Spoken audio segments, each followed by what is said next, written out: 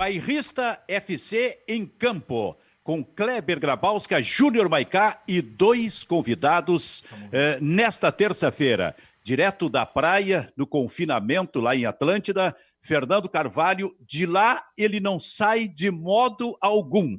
E do Rio de Janeiro, direto da casa dele, Abel Braga, o técnico campeão mundial com o Internacional. Aliás, nesta edição do programa, Bairrista FC na parceria do Grupo Bairrista com a RDC TV, dois campeões mundiais. Abel Braga, o técnico, Fernando Carvalho, o presidente na época do Internacional. E antes Abel, seja bem-vindo. E antes a gente estava batendo um papo nos bastidores falando sobre o churrasco do Fernando Carvalho. Como é que é o homem no churrasco? Seja bem-vindo, Abel. Boa tarde a todos, um prazer muito grande.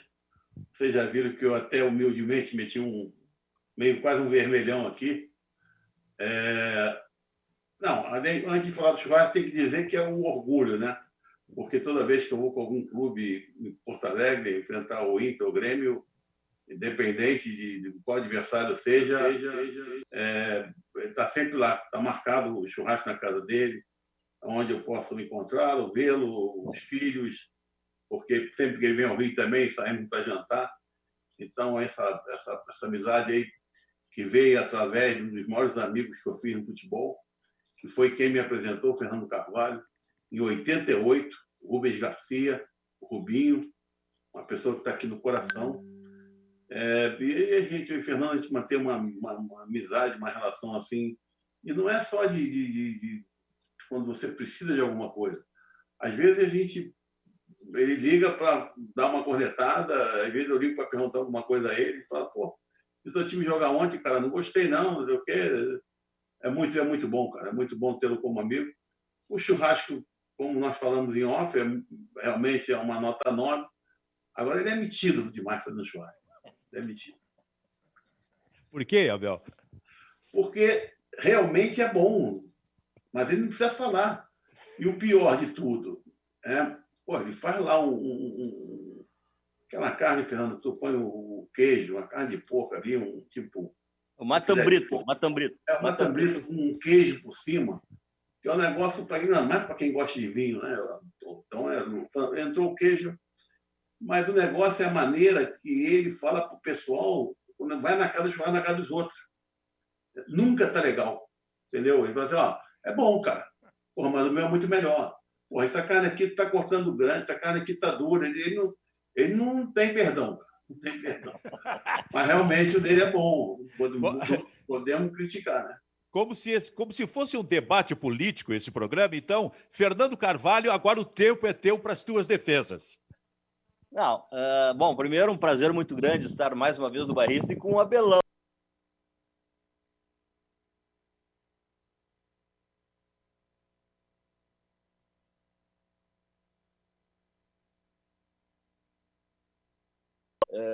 E aí o Abel agora, né, essa relação do Rubinho com o Abel e minha com o Rubinho se transformou numa amizade minha com o Abel, né, mais ainda a partir de 2006, quando a gente acabou trabalhando junto e com tanto êxito, né, com uma relação tão forte profissional do dia a dia, e também travamos a relação pessoal que se estendeu até hoje, né?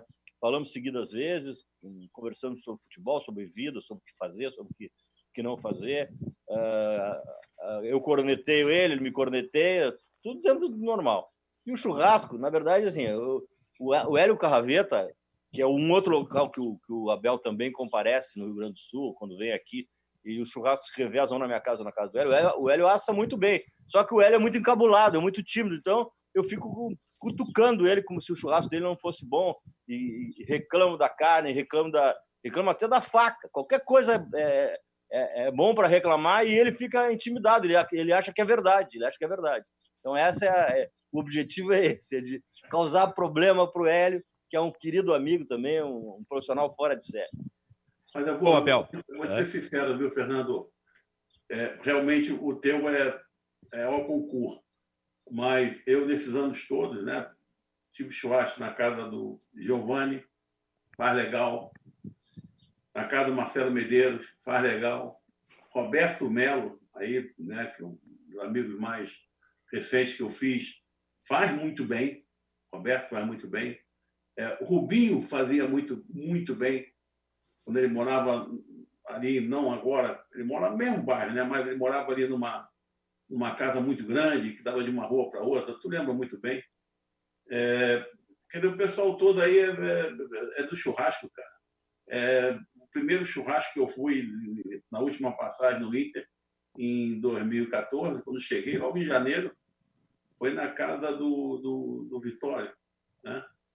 E depois, no final do ano, teve a eleição, e foi quando ele não me chamou, aquela coisa toda. Bom, isso aí não importa. Mas esse pessoal, cara, as pessoas daí já saem com pedigree. É incrível, é fantástico, realmente. Pelo modo como tu falasse, assim, tu ficou frustrado por não ter sido chamado lá em 2014, depois da eleição?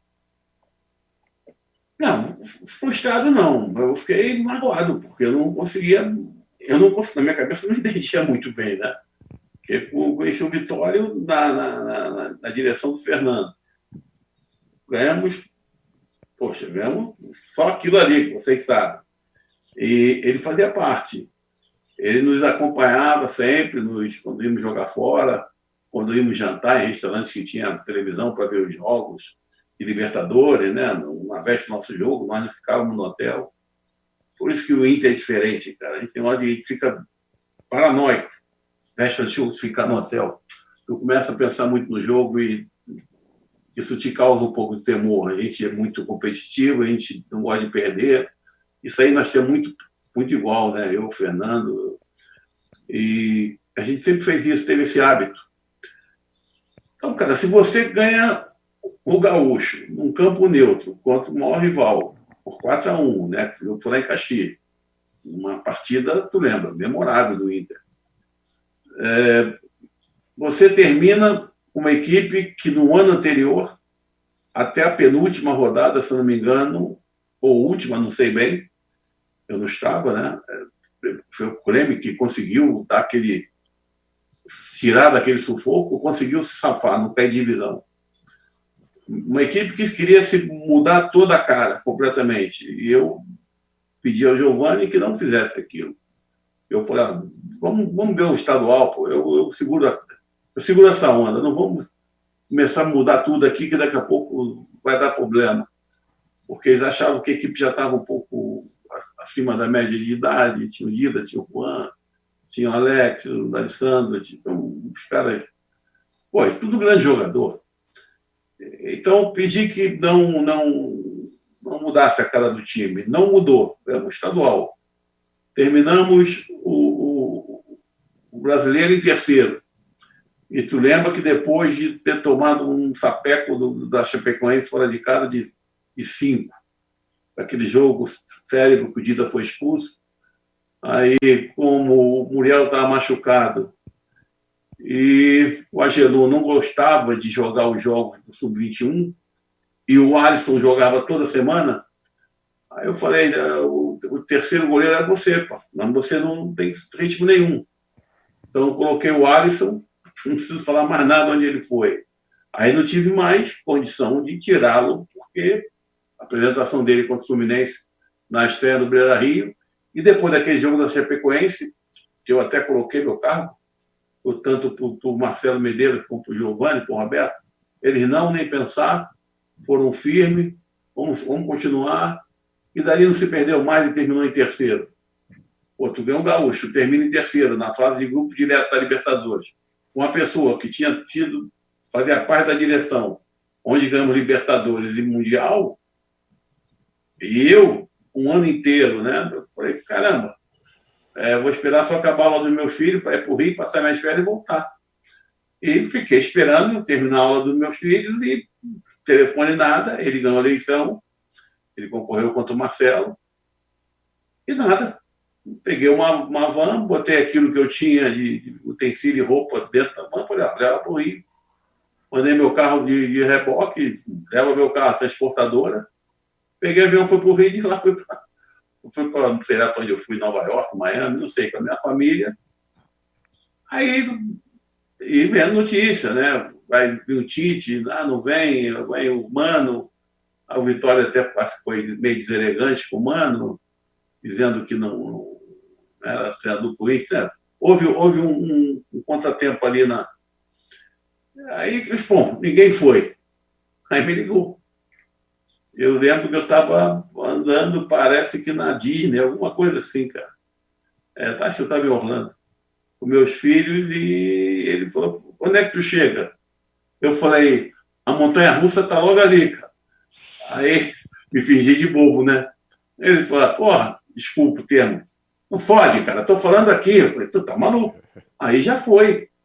Porra, tu não me chamou agora, tu tá querendo dizer que sou eu. Tu não me convidou para nada? Aí eu falei: não, agora já tá, tinha, inclusive, dado minha palavra aos árabes de voltar lá para o Emirados.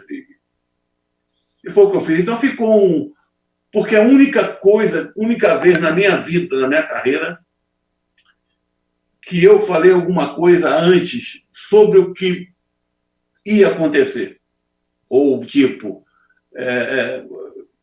acabou o jogo, aquele jogo foi tão tenso. Não dá para tu imaginar.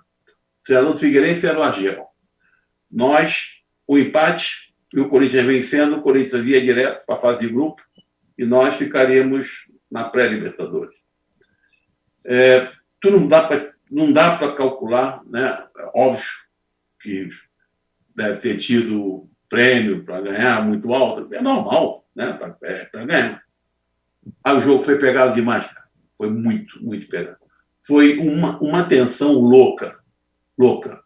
E muita porrada, muita marcação, e estádio lotado. E nós ganhamos. Aí começou um tumulto no final do jogo, conseguimos separar tal, e os caras totalmente fora dele, sabe? Fora de. Pô, eu lembro, o Thiago Heleno, então, estava. Os caras estavam. Mas deram muita pancada. E eu cheguei no vestiário, acabou tudo, entrando no vestiário, eu fiz uma coisa que eu nunca fiz na vida. Peguei o telefone, liguei para minha mulher: tudo bem? Tudo bem? Pô, que legal, parabéns, obrigado tal. Eu falei para ela assim: nós vamos ganhar de novo a Libertadores ano que vem. Cara, senti isso. Isso aquilo que está na tua cabeça é da maneira é a maneira que vai você gerar tuas atitudes. E a atitude que eu fiz da minha equipe naquele jogo, porra, eu falei: cara, ninguém vai conseguir parar isso aqui. Isso aqui ano que vem vai. E falei isso. E acabou que eu não fui do time do Inter. E o Inter foi muito bem, né? Chegou até numa fase muito boa com o Diego. Perdeu para o Tigre, se eu não me engano. Sim. Mas eu tinha esse sentimento, cara. Eu tinha isso. Aquilo que eu senti quando nós perdemos, né, o campeonato, não perdemos o jogo. O Grêmio, no Beira-Rio, que era o Fernando, em 2006, aquele gol no final ali, uma jogada muito boa, de falta, aquela coisa. Ele ter chegado no vestiário, na minha sala, né? Estava a história, estava o auxiliar, estava aquela coisa toda, e ele: ei, tranquilo, nosso objetivo é Libertadores. Aquilo que nós sentimos com aquela força ali, eu senti depois desse jogo do Figueirense. Cara. E eu não entendi. Eu não estou falando de um clube qualquer, estou falando de um clube onde aquela tenha sido a 7ª passagem, se eu não me engano. Então, caramba, os títulos máximos do clube, ele estava junto, ele é eleito, né? Sim.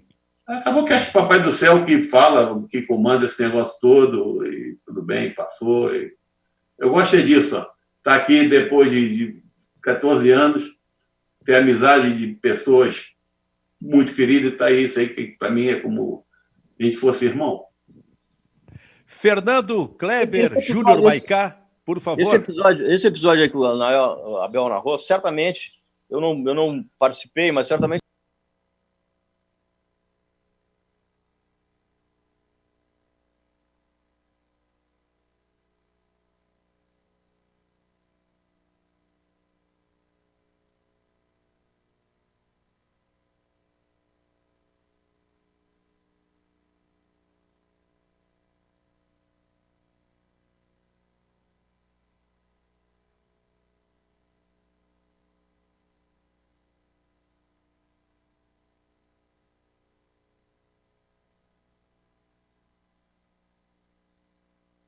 vê como o Internacional explodiu em 2015, né?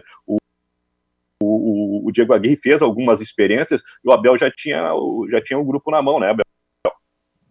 Mas o Fernando falou, é verdade. Eu estou falando porque eu não posso me referir a qualquer tipo de situação em relação a uma pessoa que teve. Você tem um grande comandante, que é o presidente. Então, se amanhã eu quero falar de alguém que estava relacionado ao vice-presidente, ao diretor de futebol, mas eu tenho que me reportar ao Fernando. Então, eu falei que o Vitória ganhou a eleição, o Vitória era o presidente, por isso eu achei estranho. Mas eu sei que ele queria que eu fosse treinador. Quem não queria era alguns pares, algumas pessoas que faziam parte com ele da direção. Eu sei disso. Eu não estou jogando, eu estou falando do Vitória, porque o Vitória ele é a figura máxima em relação a toda a direção. Ele que ele vai formar o ministério dele. E, a nível do ministério, houve recusa. Tudo bem, é normal. E eu segui minha vida. Tu vê que eu não dei declaração, não falei nada, fui embora para o Rio de Janeiro, dali fui curtir minhas férias, acertei um contrato para junho, porque o Emirato só começa em junho, eu não queria pegar nada no meio, falei, não vou agora, só vou para o outro ano, e foi o que aconteceu. Ô, Abel, sabe que esse programa tem a participação também de um gremista. O nome dele é Júnior Maicá. Aliás, eu e o Fernando Carvalho, que somos da mesma geração, a gente mexe muito com ele, porque ele é um garoto. Ele não viu muita coisa no futebol. É um rapaz que deve ter 35 anos de idade, mais ou menos. 35, rapaz. Então não pegou muita coisa do futebol. Mas claro que sabe. Ele não viu nem Maradona jogar, né? Ele não viu o Maradona, exatamente. Eu não vi o Maradona. Eu vi o Maradona só eliminar o Brasil, mas em flashes, assim, 90. Não, ele não viu o Abel jogar. Que mas eu e o Fernando Carvalho. Eu e o Fernando Carvalho vimos, e o Kleber também. Mas, Silvio, posso fazer um pedido pro Abel depois? Faz, porque depois eu quero... Atrás dele, ele tem um quadro, pôster cheio de perna de pau, né? Depois ele vai ter que mostrar isso. Aqui, ó. Não, então diz agora. Vamos ver. Ali eu vou te falar o primeiro, da esquerda para a direita, Orlando Lelé, isso. Leão, Amaral, Edinho, Cerezo, o menos bom aqui. O famoso esse que você fala. Embaixo, Ilcinho, Zico, Reinaldo, Riverino e Dirceu. Cara, foi o meu primeiro jogo na seleção brasileira.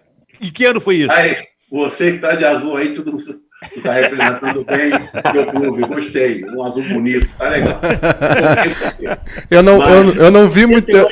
Esse time aí era loucura, parceiro. O que tem a dizer, Maicá? Não, eu ia dizer que eu sou o mais jovem da mesa, né? Não vi muita coisa, mas infelizmente vi os triunfos do Abel aqui em Porto Alegre. Foi ruim, né? Eu podia ter sido mais jovem um pouquinho. Olha aqui, ó. Esse quadro, Abel, aparece, se não me engano, o Amaral, o Edinho e tu. O Edinho jogando lateral esquerdo. O Edinho, sim, que volta e meia jogava como lateral esquerdo. Copa em 78 como lateral esquerdo. Certo. E essa foto é de que jogo, por exemplo, da tua estreia? Do jogo contra o Milan no Maracanã, ganhamos 3-0. Só que depois, aí foi o início e tal, mais uns amistosos. Mas realmente eu reconheço que o Oscar estava num momento muito bom. Aí eu sentei no banquinho e a zaga ficou sendo ele e Amaral. Agora, hoje eu estava conversando com o Fernando. O Fernando tem uma curiosidade em relação a essa Copa de 78, não é, Fernando? Eu tenho duas curiosidades em relação às seleções. A primeira é um jogo preliminar de seleção brasileira e seleção gaúcha em 1972, que eu não sei se o Abel jogou aquela partida. Claro que joguei. Contra o Hamburgo. Tem história, hein? Hein? Tem história esse jogo. Tem. Por exemplo. Não, porque a história é aquele zagueiro do Grêmio, é Salomão, é isso? Não, Salomão era do Inter. Salomão foi do Inter. Não, o que era do Grêmio, o grandão, gringo. Ancheta. Não era o Ancheta. Outro nome. Alguém vai pesquisando aí que vai ver.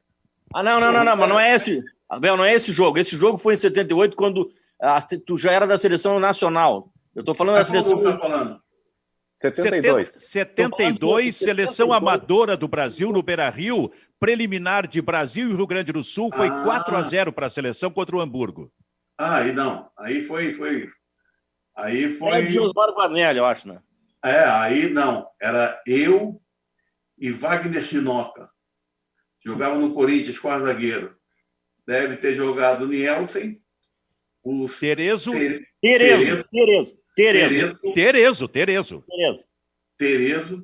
Celso, lateral esquerdo. Celso, lateral esquerdo, foi do Palmeiras. Aí deve ter sido Rubens Galaxy, Falcão, Dirceu, Pedrinho, Manuel. Não, era o Washington do Guarani, comparado ao Pelé. O Washington era o meia. Pedrinho, Washington, Manuel e Dirceu. Exatamente. E era o Rubens Galaxy com o Falcão no meio-campo. Falcão fez 2 gols nessa partida. Para mim, a zaga nesse jogo eu não lembrava. Para mim eu achei que tinha sido Fred e Osmar Guarnelli. Não, porque assim, ó, o Fred, na Olimpíada eu joguei, entendeu? Sim.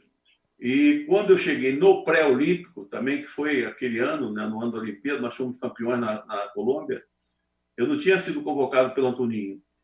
E o Osmar, ele era aquele elevador que, né, não tinha aquela porta que puxava aquela porra daquela porta toda sanfonada. E não sei o que aconteceu, cara, que o elevador subiu, ele deixou o dedo ali do pé e, pronto, aquilo decepou. Aí eu sei que eu fui convocado, e cheguei 3 dias antes do primeiro jogo. Aí ele já me conhecia, tinha sido campeão em Cannes, tinha jogado o Campeonato das Américas no Paraguai. E eu já cheguei, ele já botou no time, já fui jogando, não teve altitude, não teve nada, eu não senti nada também. Aí fiquei titular, né, esse tempo todo. E aí depois, eu já não lembro bem, mas eu creio que o zagueiro não foi... Eu joguei no lugar do Fred. Nesse jogo eu até nem lembro tanto. Eu sei que ganhamos bem, eu joguei, mas não sei se falar com quem. Foi com o Aimar, com certeza não foi, porque ele jogava pelo lado direito. O Fred ainda jogava pelo lado esquerdo. Eu acho que era o Wagner, nós chamávamos de Wagner Chinoca. Um branco relativamente alto, muito bom jogador do Corinthians, que por acaso não deslanchou. Aqui, ó, Abel... O grande jogador dessa partida foi o Washington. O Washington chamou a atenção nesse jogo porque ele fez um gol driblando toda a defesa do Hamburgo e chamou a atenção. Era um meia que comparavam ao Pelé, né? Ele jogava no Guarani e realmente foi o grande jogador. E o Falcão também. O Falcão se destacando muito com um volante que saía, né? Ficava mais o Rubem Galaxy e ele saía para jogar. O Abel referiu o pré-olímpico, né? Para a Olimpíada de Munique em 72. Maiká, nesse pré-olímpico, se não me falha a memória, jogou o Zico, que depois não foi convocado para a Olimpíada. Sabia disso, Maiká? Não, infelizmente não. Eu só vi o Zico no Japão, tive esse azar também. Pois é. Então, o Zico... É um reciclado. É um reciclado. O Zico realmente não foi convocado para a Olimpíada, não é, Abel? Exatamente. Isso, né, foi assim um pouco constrangedor, porque a grande esperança de todo mundo, né, apesar que só tinha realmente jogadores muito bons, Washington, uma loucura, mas tudo daquilo que se falava na qualidade da seleção, os dois que eram logo citados eram Falcão e Zico. Então, até nós, jogadores, assim, ficamos surpresos, né? Nós nos perguntávamos durante os treinamentos, a concentração, e tinha muita pessoa que fazia parte da comissão e da direção, supervisor, preparador físico, tinha muito treinador de goleiro, pessoal, muita gente boa, mas tudo pessoal militar, entendeu? Sim. E nós até pegávamos amizade com um, com o outro, e porra, cara, o que houve aí que não convocaram o Galo? Isso não existe, né, cara? Que ele já era diferente de tudo, cara. Então, Porque qualidade, cara, você tem que botar cara com qualidade do lado. E tu tem a qualidade do cara que faz a transição, que é excepcional, que é o Falcão. E um Galo que tem uma inteligência assim, de movimentação, de jogar no espaço muito grande, era uma arma. E essa arma faltou, cara. Né? Faltou, lamentavelmente. Ô, Fernando, uma outra curiosidade dessa seleção, para encerrar, é que o Manuel era centroavante do Inter, foi emprestado ao América e depois voltou, na época do Claudio Miro, e o reserva do Manuel nessa seleção era o Roberto Dinamite, né, Abel? Exatamente. É uma curiosidade, porque o Manuel acabou não dando certo, acabou não estourando, e o Roberto foi o grande jogador do Vasco durante muito tempo, né? Mas isso é o futebol, né? Muitas vezes o jogador se destaca cedo e depois não confirma. E o Manuel, vou te falar uma coisa, era um grande jogador, cara. Um cara muito forte, rápido, muito rápido. Ele não era grandão, mas ele tinha troncudo e muito mais explosão muscular muito grande. E você vê, o Roberto até fez semana passada, não sei se sexta-feira passada, sábado, saiu uma enquete aí, o maior ídolo do Vasco, os 30 maiores ídolos, ele foi o primeiro.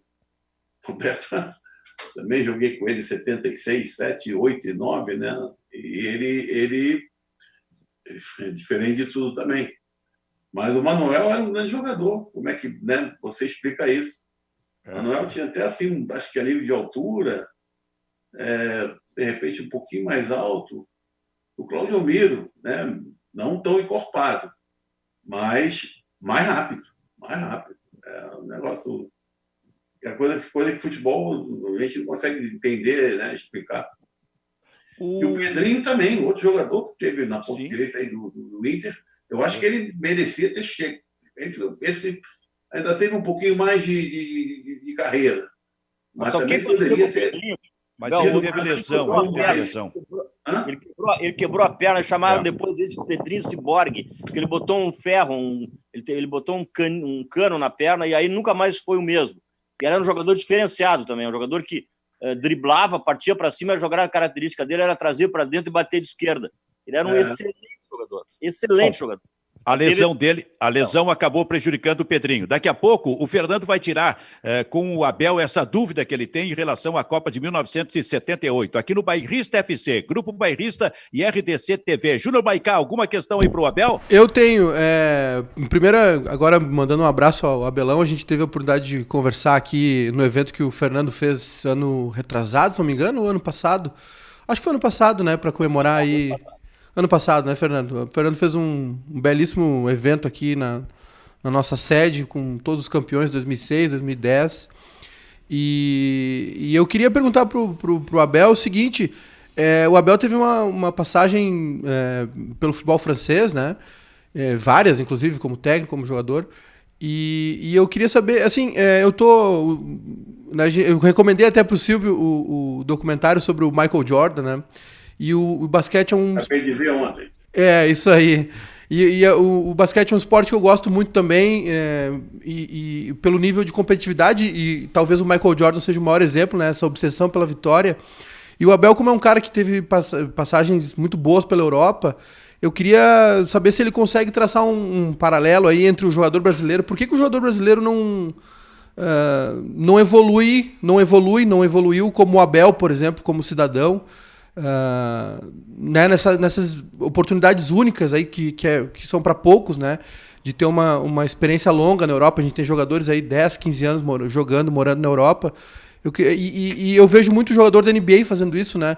E por que o jogador brasileiro, ele, na minha opinião, ele às vezes continua sempre aquele moleque que vai resolvendo drible, que pula de um clube para o outro? Por que o jogador brasileiro não... Abel, não sei se eu estou sendo um pouco preconceituoso também, mas por que o jogador brasileiro não vive essa experiência? Eu sei que tu é um cara que viveu muito, aprendeu muito pelas suas passagens na Europa, e por que a gente não vê mais isso hoje no jogador brasileiro? A gente não pode radicalizar, né? Porque você fala de um Juninho Pernambucano, você fala de um Raí, do Leonardo, Juninho. Não, tem muita gente, né? O outro Juninho também, lateral. Tem muita gente que soube aproveitar, né? Está lá o Marquinhos, está lá o Thiago Silva, tem muita gente que... Marcelo, lateral, mas você está cheio de razão. A maioria não consegue. Né? Não é concebível, por exemplo, o jogador que chegou na Europa, não deu 2 meses, ele voltou, está voltando por quê? Estou com falta do feijão. Brincando, cara. Feijão tu encontra em qualquer lugar do mundo. Porra, comia feijão no Emirados Árabes. Então, isso será. Para mim, tem muito a ver com a cultura, tem muito a ver com aquilo que nós recebemos quando você entra no futebol. As pessoas não conseguem entender, e eu principalmente não consigo entender, por que se passa tantas vezes a mão na cabeça, cara, sabe? Vou te dar um exemplo. Não vou falar o nome do clube, nem vou te falar o nome do jogador. Eu vou te falar que um jogador tipo...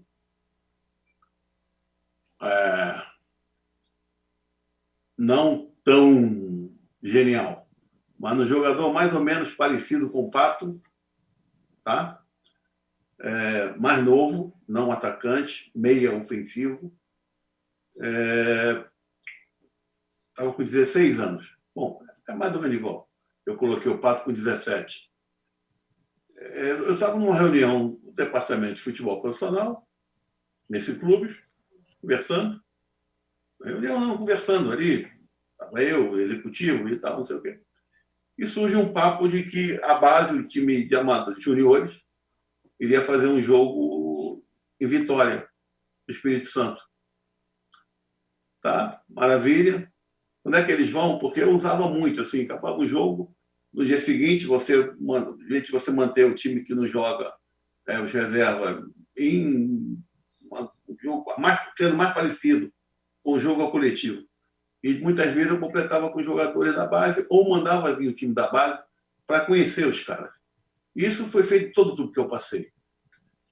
Aí tá bem, quando é que vão, tal, vai amanhã, tal, e volta, mas o fulano vai no dia só. Esse jogador. Como é que é? Não, ele vai no dia, ele vai de avião. Vocês estão de sacanagem, cara. Estão brincando. Como é que um time vai de ônibus fazer 8, 9 horas e o cara vai amanhã de avião e acaba o jogo, entra no avião ou depois de amanhã entra no avião e volta? Não, vocês estão brincando. Não, cara, mas isso já tinha sido um acordo com o pai. Acordo com o pai? Eu garanto a vocês, eu estou falando para vocês, aí disse o ano, eu não vou falar o ano, porque aí vocês vão saber qual o clube. Olha, eu estou falando para vocês isso hoje. Vocês vão perder esse jogador. Olha, eu fiquei lá um tempo razoável. Saí, rodei, fui para o Emirados de novo, voltei, fui para o Emirados. O negócio é o seguinte, zero. E eu posso te falar, era craque. Então, esse tipo tem muito a ver com a pergunta dele. A gente não mostra. Mas na hora que você tem que mostrar, cara, porque quando o cara chega num clube, ele saiu de uma rua que ele jogava com bola de meia, a maioria. Né? Porque agora nem campo tem mais para jogar, ter muita pelada. Isso, por exemplo, aqui no Rio de Janeiro praticamente já acabou. Em uma outra comunidade aí que tu vê, não acabou, não tem mais. Então, você tem que chegar ali, cara, não pensa que ele vai sair daquilo ali, mas joga muito, joga. Mas tem que mostrar o que é. Tu tem que começar a dizer para ele, olha, cara, aqui você vai cumprir etapas, porque o ideal para você, para tua vida, para tua família, é você depois ir lá para fora.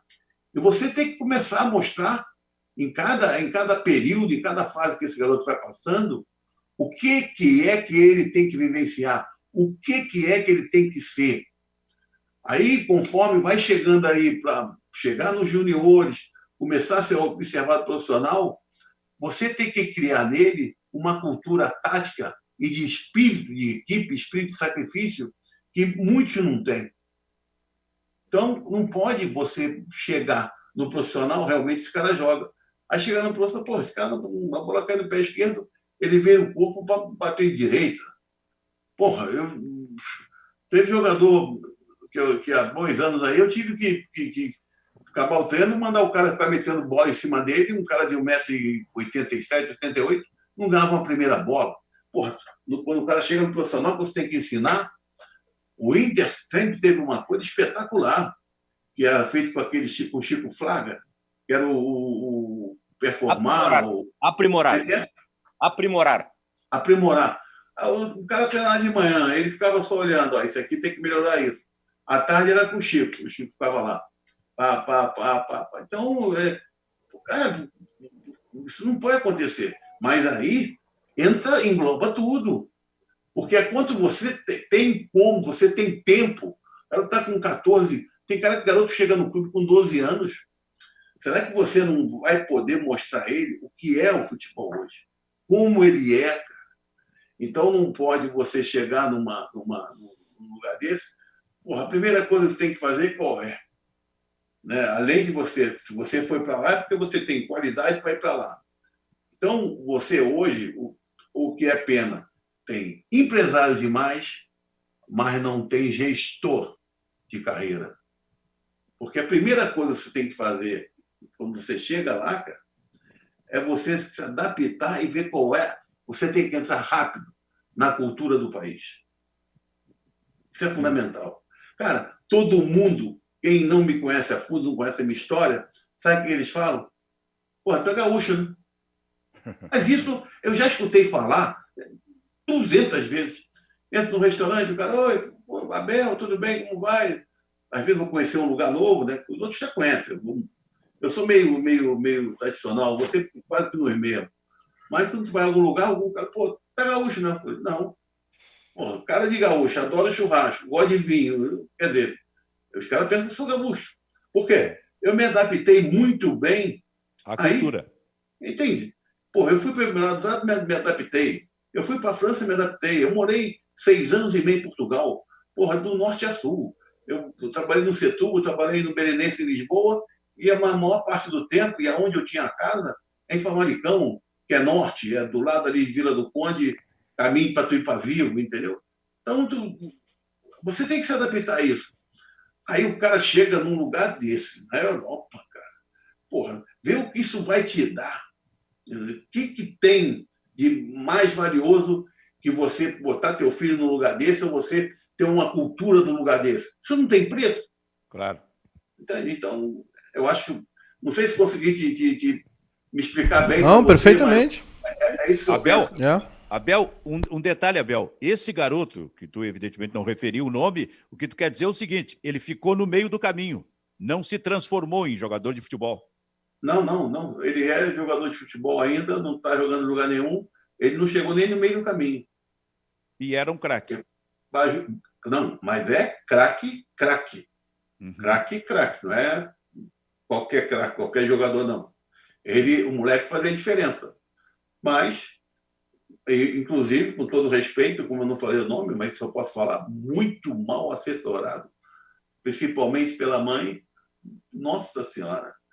Quando ela chegava no treino, era um horror. Ela causava um reboliço. Quer dizer, agora, com certeza, está sofrendo, né? É uma pena. Bom, em seguida fala o Kleber, mas, Fernando, tu queria tirar uma dúvida com o Abel em relação à Copa de 78, era isso? Não, Abel, bom, pena que o programa é muito rápido, eu teria 500 dúvidas que a gente nunca falou, que a gente sempre está envolvido nos assuntos do dia a dia, né, quando estávamos juntos, mas isso é uma questão de um treinador que eu admirava, que acho que foi um grande inovador, que infelizmente faleceu cedo e não pôde deixar um legado maior. Mas, acima de tudo, deixou o legado da retenção de bola, do overlapping, das ultrapassagens laterais, das ultrapassagens internas, que era o Cláudio Coutinho. Ele começou lá aquela Copa usando 2 laterais direitos, né? Usava o Nelinho e o Toninho, e foi muito criticado. E depois as pessoas se deram conta, né, por que ele fazia isso. Então, o que eu queria saber de ti, e nunca te perguntei isso, era sobre o Cláudio Coutinho. Como é que ele era, como é que ele não era, que visão ele tinha, a relação que tu chegou a ter com ele, que é um profissional que eu admirei, mas que infelizmente ele faleceu e a gente não pôde conviver mais tempo com ele. É bom tu falar porque é uma pessoa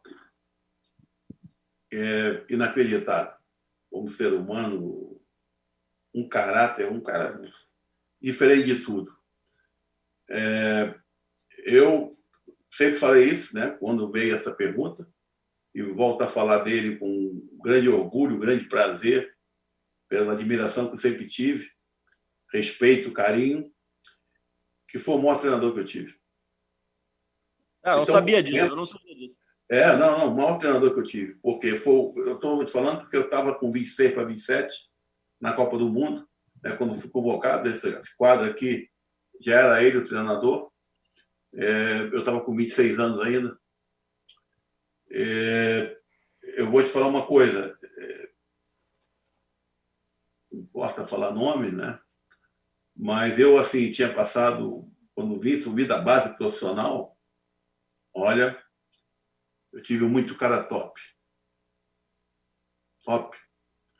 Todos me ensinaram muito.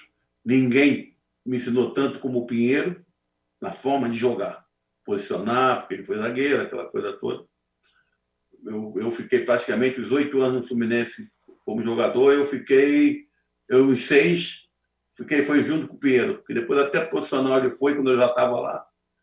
Então, mas eu te falo que é o melhor, porque eu nunca na minha carreira tinha feito um trabalho tático.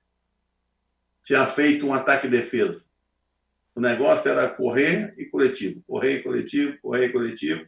Aí o treinador via ali, não, esse cara está melhor que o outro, bota amanhã, bota o outro no treino, tal, tira esse. E era incrível.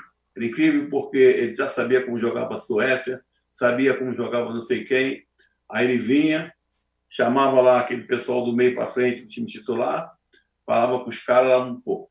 Aí estava lá na rodinha. Aí ele falava assim, agora vem para cá. Aí vinha o lateral direito, eu, o Polozzi, que era o reserva, aí o lateral esquerdo, o volante ou dois, como o time jogava. E ele montava aquele ataque de defesa. Depois ele montava o time titular na parte defensiva e armava o time reserva atacando, como os caras atacavam. Eu nunca tinha visto aquilo. Tanto que nós não fomos campeões do mundo. Aquela vergonha, né, do jogo do Peru com a Argentina, que ficou comprovado que entregaram o jogo, porque nós saímos invictos da Copa, né? Fomos o campeão moral, né?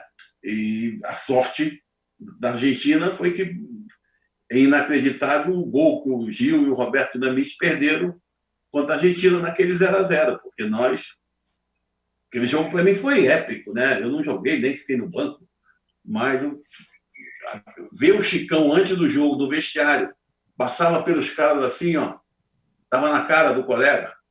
Porra, vamos atropelar que eu vou dar na cara desse Kempis aqui no jogo hoje. Porra, não tem medo. E o estádio querendo no colo de louco. 0-0, cara. Não dava pra gente... Não dá para explicar como empatou aquele jogo. Aí depois, cara, fomos para Mendonça, ganhamos bem o jogo e depois ganhamos da Itália na disputa do 3º lugar. Mas na verdade, naquela Copa ele começou com um tipo de time mais de toque e depois ele fortaleceu, né? Ele tirou o Rivelino, entrou o Jorge Mendonça no lugar do Zico, o Roberto, que tinha mais porte, no lugar do Reinaldo, o Gil, que no início não era titular, tornou-se titular, né? Ele foi mudando o time de acordo com a necessidade, de acordo com a dureza do jogo, né? Mas nós tivemos, com todo respeito, inclusive pela amizade que eu tenho, né? Eu acabei de falar dele aqui, o maior ídolo do Vasco, o Roberto, mas aquele time, independente, o Gil entrou muito bem e o Gil foi fantástico. Mas o grande problema nosso ali não foi o Roberto, que foi bem, né? Aquele jogo da Argentina que eu acho que ele não perde o gol que ele perdeu, ele não perde. nós tivemos o problema do Reinaldo. O Reinaldo estava voando. E o problema do joelho dele, ele não permitiu que ele jogasse, né? Ele teve que... Cara, aquele cara, vou te falar uma coisa, ele do jeito que tinha esse pessoal aí da frente, né? Dirceu e o Gil, o Zico, depois Jorge Mendonça, os caras estavam... O Reinaldo foi uma ausência assim, no momento mais importante. O cara é genial. Genial. Era um centroavante extraordinário, Reinaldo, dos melhores que surgiu realmente no futebol brasileiro, na minha opinião. Agora, olha só, o Fernando falou um negócio, o Fernando foi que falou, passa muito rápido o programa, rapaz, nós tínhamos que ter umas 2 horas, Kleber, porque o que tem de coisa, de conteúdo, e eu ainda quero falar sobre o Mundial de 2006, Kleber. Silvio, perdão, só para avisar que nós vamos até às 2h05, então temos mais tem um uns pouquinho 17 mais de tempo, isso. Já então, ajuda. Tá. Eu queria Vai lá, Kleber. Você não quer prorrogação, não? 5 minutos só? Eu queria saber do Abel. Um pouco mais. O Abel chegou no Internacional em 88. Se eu não estou enganado, ele dirigiu o Santa Cruz no sábado e depois do jogo no Maracanã ele desembarca em Porto Alegre e acompanha, eu acho que o primeiro tempo, acho que é Inter e Curitiba, não tenho certeza. Lá em cima, exatamente. Memória boa, hein? O Internacional está perdendo, eu não sei se isso é folclore ou se é realidade, Abel, não tenho certeza.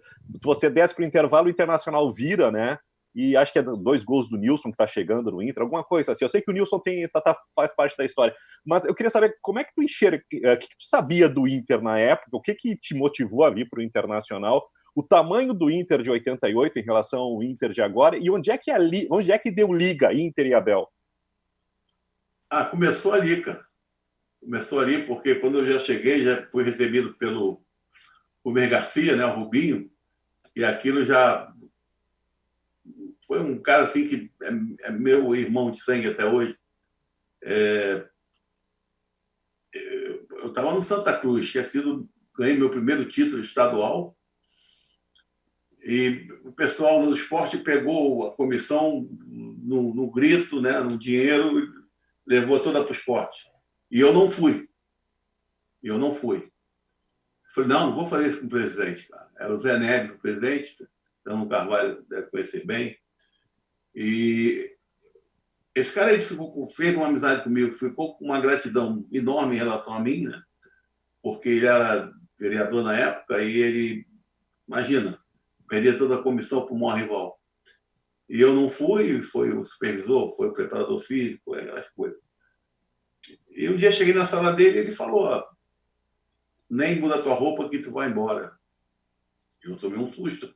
Foi embora? Não. Agora eu que estou te dando esse presente. Você vai para o Internacional. Eu falei, mas não, me ligaram para saber de você. O Luiz Fernando Zacher que ligou. Pedro Paulo, o irmão, era o presidente. Agora está na tua hora. Você foi muito correto comigo e está na hora de seguir teu caminho. Então não precisava nem saber como era o Inter, porque tu já sabia. Mas eu estava no Santa Cruz de Recife, tinha ganho um título. E isso começou porque eu deixei o Marcos Freitas, que era o preparador físico, eu não tinha ainda a comissão, estava começando. Estava com 3 anos de carreira. Mantive contato com ele e falei, tu arma um time, cara. Ele armou o time e tal. Aconteceu um fato interessante. Aí teve o jogo no Maracanã contra o Fluminense, era aquele campeonato que disputava em pênalti, né, para ver quem ganhava 2 pontos, quando ganhava no pênalti, aquela coisa toda. Eu acho até que nós empatamos o jogo ganhando nos pênaltis. E eu peguei o avião à noite, depois do jogo, fui, encontrei o Rubinho e ficamos jantando e ficamos conversando há muito tempo. Ele me passou todo o perfil do time. Acordei cedo, fui para a concentração no próprio Beira-Rio, cheguei lá cedo, comecei a conversar com o Marcos Freitas. O time é esse, assim, que vem jogando e tal. Me apresentaram os jogadores na hora do almoço, aquela coisa toda. E eu já sabia o perfil dos caras. Eu já sabia. Já estava, sabe, quando você fala assim, já sei quem é quem. E como são cada um deles. E o time que ele vinha jogando, ele colocou. Eu cheguei, Mas eu que fiz a palestra e tal, falei, vai jogar assim. O time foi feito pelo Marcos, ele manteve, pá. E eu não esqueço, porque eu já tinha sido prevenido, né? Aí teve um grande amigo hoje, que é um grande amigo, adoro ele, adoro. Fica muito amigo. E depois viemos a trabalhar juntos de novo, até em outro clube, o Luiz Carlos Martins. Ele chegou para mim e falou assim, professor, eu falei, vamos fazer aqui assim, tal, daquilo que eu já conhecia, do time do Curitiba, era o Leão, o treinador. E se o fulano não fizer isso aqui? Eu falei, ele vai sair. Só isso. Ele vai fazer, vocês vão fazer. Eu não treinei vocês, eu sei que vai ter muito erro, mas eu quero que faça assim. Se não fizer, sair. Tanto que eu tirei o lateral esquerdo no intervalo, desci, tirei o lateral esquerdo, que era o Beto, um altão, joguei o Leomir para o lateral esquerdo e eu coloquei o Nilson. Perdia por 1-0, viramos 2-1. Eu sei que nós estávamos em 10º lugar no momento, 11º, não tem. E nós fomos disputar o título com o Bahia, né? Então, ali já criou essa identidade, porque depois já veio aquele negócio de ir para a semifinal de Libertadores, que aquilo foi um castigo terrível, mas talvez por acontecer isso, eu tive a chance de, junto com o Fernando, ganhar a Libertadores em 2006, mas aquele jogo foi um negócio absurdo, que a gente ganhava 2-1, jogava pelo empate e perdemos um pênalti, cara. Porra, que frustração, que troço meio muito louco. Futebol é muito louco. Olha só, ô Maicá, tu que é músico, viu? Oi. Te contar uma história. Tu que é músico. Bondade tua, né, Silvio? O Grenal do século, tu é o músico do programa. O Grenal do século, o Internacional virou, todo mundo conhece a história daquele jogo, se não me engano, em fevereiro de 89, o Inter virou o jogo, ganhou com um jogador a menos, o Casimiro foi na minha frente, o Casimiro foi expulso na partida, e aí o Inter volta com o Diego Aguirre no time, né? Se não me engano foi isso, entrou durante o segundo tempo, mas a verdade é que mudou o jogo e foi um grande Grenal, inesquecível, o Inter ganhou de 2-1. Sabe o que aconteceu com o Abel à noite, ô Maicá, tu que é o músico do programa? Acredito que ele parou no piano. Ele foi num programa apresentado na RBS TV por Rui Carlos Osterman, o programa chamava-se Plenário, e aí terminou com o Abel, que foi dar uma entrevista tocando piano. Ninguém sabia, foi uma coisa surpreendente, que ele não sabia que o Abel tocava piano, aliás, não sei se toca até hoje, mas lembra daquele episódio, naquele domingo, Abel, naquele domingo da vitória no Grenal do século? Não, eu ainda toco piano, né, ouvido. Ficou um pouquinho diferente agora, porque depois meu filho estava aprendendo, meu filho que faleceu, estava aprendendo guitarra, depois violão, então de vez em quando eu ia para o piano, ele vinha com o violão, depois ele largou.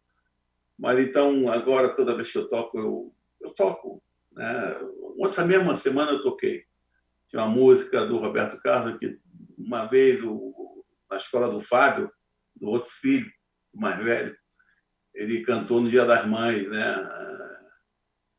Eu tenho tanto para te falar, mas com palavras não sei dizer tal. Aí eu estava com isso na cabeça desde o Dia das Mães, domingo, e não passou. Aí chegou agora, eu falei assim, tem uma música para tocar para você. Eu sei tocar e nunca mais toquei, sentei e toquei, mas eu me emociono um pouco, entendeu? Qual era a música? Depois que meu filho faleceu, eu sento no piano, toco, mas vem aquele vazio, mas toco. E agora, ali, cara, eu lembro perfeitamente disso. Porque eu vou te ser sincero, você sabe que eu sou um cara que eu tenho respeito por todo mundo. Porque você pode, isso aí você pode pesquisar. Foi bom jogador, foi um jogador inteligente, bom, razoável. É bom treinador, razoável. Agora, tu vai desde 68, quando eu entrei no Fluminense, até o dia de hoje, não tenho uma marca negativa de conduta na minha carreira. Nenhuma. E vocês sabem a admiração que eu tenho por vocês, por alguns, outros não têm nem tanta, alguns afinidade, outros nem tanta, mas eu tinha uma admiração e tenho, né? Nem sei como é que ele está, né? professor, para mim, era assim, era como era o João Saldanha aqui no Rio de Janeiro, como comentava, né? Aqueles caras, sabe, Sérgio Noronha, quando começou, ele era realmente, o termo era esse, legal mesmo, professor. E não podia recusar aquele convite, né? Porque vinha dele. E depois nos encontramos algumas vezes no Bem Amigos e sempre mostrei para ele esse respeito, essa admiração, e ele para comigo, né? Um carinho enorme que também que ele tinha. Muito bem, Abel Braga é o convidado do programa nesta terça-feira, com a participação também de Fernando Carvalho, os 2 campeões mundiais pelo Internacional. Abel Braga, o técnico, Fernando Carvalho, o presidente. E aí chegou aquele momento da decisão contra o Barcelona. Eu estava lá, acompanhei tudo. Por exemplo, assisti o jogo do Barcelona contra o América, do México. 4-0 e um banho de bola do Barcelona. E voltei para o hotel para entrevistar o próprio Abel, acho que eu entrevistei na chegada do hotel com o celular, e alguns dirigentes do Internacional, e eles estavam simplesmente apavorados naquele momento, Abel. Apavorados com o que tinham visto do time do Barcelona. Qual foi a tua reação naquele momento, inclusive para acalmar um cara como o Fernando Carvalho? Eu tivemos uma entrevista agora, essa semana aí, passada, e o Fernando foi muito feliz e explicou muito bem. Eu não vim apavorado, porque o que eu vi foi um treinamento de 2 toques. Foi tipo uma pelada, onde, olha, aquele pessoal aí de azul e vermelho não toca neles, que pode machucar, e eles vão segurar aqui para, em vez de fazer 7, 8, vão fazer só 4 ou 3, e pronto. E esse foi o jogo. Parecia eu usei o termo na época lá, que foi muito criticado, que eu falei que meu time não ia marcar como América. Aquilo parecia uma gelatina, né? Aquele negócio tudo mole, tudo bom. Mas o Fernando, ele mesmo colocou essa semana, nós estivemos juntos esses dias aí, e ele foi muito, muito feliz no que ele falou. Ele veio apavoradíssimo. Nós fomos ver o trem, pegamos o jogo, um trem bala, fomos ver o jogo, voltamos. Mas depois ele falou assim, pô, mas o Fabiano, né, o genro do Luxemburgo, de primeiro volante, tipo assim, ele não estava nem aí para nada. Aí ele falou, ele sabe que aqui é diferente, né, cara? Aqui era Edinho, Wellington Monteiro, Alex, Índio, Fabiano Heller, o Ceará, o negócio era ferro. Fernandão, o negócio é diferente, cara. E aqui tem alma. Né? Essa é a nossa característica, essa é a cultura do Inter. O torcedor do Inter quer ver sempre um grande time. Agora, pode esse grande time estar jogando, se não botar uma ali dentro, cara, toma vaia. Essa tal negócio, quando o cara chega num clube, tem que conhecer a cultura do clube. Então, ele até falou, já no segundo dia eu comecei a pensar isso. Porra, esses caras jogaram sem volante, deixaram os caras brincaram, né? Aí que ele mesmo falou, começou a ficar mais tranquilo, ele sabia que não ia ser aquela teta ali. E acho que a resposta dele foi essa que eu estou dando agora, mas foi isso. Depois ele foi acalmando, e isso que é o legal, né? Como ele é um cara diferente, né? Esse pessoal que trabalha no Inter, falando sério, eles são todos diferentes. Ele é um cara que convive muito, está aqui, passa um jogador, ele vai, brinca, conversa, escuta um papo, bate, faz uma resenha com o outro. E ele falou, estou falando isso de uma semana, ou menos. Comecei a conversar com o Fernandão, comecei a conversar com o fulano, fui ficando calmo, daqui a pouco eu estava confiante. Né? E nós, tranquilo, porque eu fiquei louco, foi antes do primeiro jogo. Cara, eu estava intragável. Porra, qualquer coisa que falasse que não tivesse de acordo, eu já voava. Por quê? Os caras tinham ganho já um jogo, era a 5ª participação e a nossa estreia. E a obrigação ali era toda nossa. Porra, depois tu vê aquele torcida fez na nossa ida para o aeroporto. Né? Caramba, Deus me livre, cara. Deus me livre. Você lembra depois lá na Mirada do que aconteceu e tu vê a tristeza, a dor que foi, né? Então, aquele primeiro... Então, quando acabou aquele primeiro jogo, nós passamos... Nossa! E aí eu... Sabe o que pro treinador, assim... Caramba, esses caras estão achando que vão pegar essa moleza aqui no sábado, eles estão loucos. Eles estão loucos. Aí já comecei a querer logo que o jogo chegasse. Mas essa preocupação dele aí passou rápido. Acho que passou muito rápido. Fala, Fernando. Não, foi exatamente isso. Eu comecei a racionalizar como eu faço sempre, né? Quando aquelas neuroses que a gente tem na vida, né? Eu começo a racionalizar. E isso eu faço não só no futebol, mas também nas minhas dificuldades cotidianas. Começo a racionalizar para ver que o olho da gateada não está tão preto, né? E foi assim. O Fabiano Costa, baita jogador, querido, jogou conosco aí em 2002. Ele jogou de volante, jogou como volante marcador naquele jogo e no meio campo que tinha Iniesta, Deco, Ronaldinho entrando, né, o Mota de volante, o Xavi entrando durante a partida e era muito flácida a marcação. Era uma marcação esgaçada e por isso não houve aquela coisa que a gente fala, né? Não houve contato físico. E tem que ter. Barcelona sem contato físico, tu está fadado a tomar uma goleada. E a gente sabia que conosco ia ter contato físico. Maicá, o que eu faço com o tempo, Maicá? O senhor tem 2 minutos. Nossa, então vou assim, ó. Benfica, queria propor ao Abel. Vamos continuar isso semana que vem. Tu pode, Abel? Tranquilo. Vamos continuar. Eu queria falar sobre evolução tática, sobre seleção holandesa de 74, né? Sobre a Argentina, aí, coisas fora do que a gente fala normalmente, fora das entrevistas normais que o Abel tem dado. E eu quero buscar com o Abel, Fernando, então, na semana que vem, quando a gente repetir, o seguinte, estou tentando imaginar e vou perguntar de novo para ele, porque a gente estava lá, eu estava lá e acompanhei todo o Internacional e a decisão do Mundial, entrevistei o Abel depois do jogo, por exemplo, mas o que eu gostaria de trazer aqui do Abel seria o seguinte, imaginando assim, alguém vai escrever um livro sobre o título do Internacional, título do Mundial Interclubes. Conta bastidores para a gente, Abel. Não o que se sabe, não publicamente, mas o bastidor, como funcionaram os bastidores da conquista daquele grande título pelo Internacional. Eu acho que a gente vai ter que falar sobre isso também na semana que vem, hein, Abel? Não, sem problema. Eu quero lembrar, né? Porque porque muita coisa, o pessoal que trabalhava no marketing do Inter, eles filmaram, né? Isso aí está quase em tudo que é vídeo. Ali, quando falo eu, quando falo o Fernandão, quando falo o Prêmio, quando fala outro. E os caras o pré e o pós-jogo, né? Está tudo muito registrado, muito bem, cara. E negócio que eu tenho tudo me mandaram as revistas. E cada vez que eu vejo, não adianta, cara. Arrepia, porque foi um negócio mágico. Isso para mim, cara, não adianta. Hoje, com quem tiver, aonde tiver, o Colorado está aqui, ó. Não tem jeito, cara. Não tem jeito.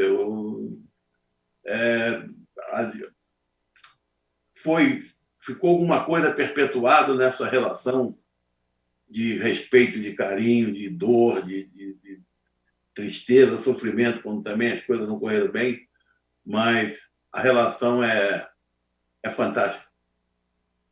Abel, muito obrigado pela participação aí, Abel. Abração a vocês, eu que agradeço. Fernando já me colocou em mais uma live. Tranquilo. Na próxima vez vão ser 2 churrascos, ao invés de 1. Valeu, Fernando. Um abraço aí, Abel. Um abraço em todos e obrigado aí. Beijão no teu filho, na tua filha, todos vocês aí. Obrigado, legal. Maicá e Kleber, valeu aí. Abraço. Um abraço. Kleber, então... Kleber ficou muito quieto, hein? O Kleber está muito quieto hoje, o Kleber.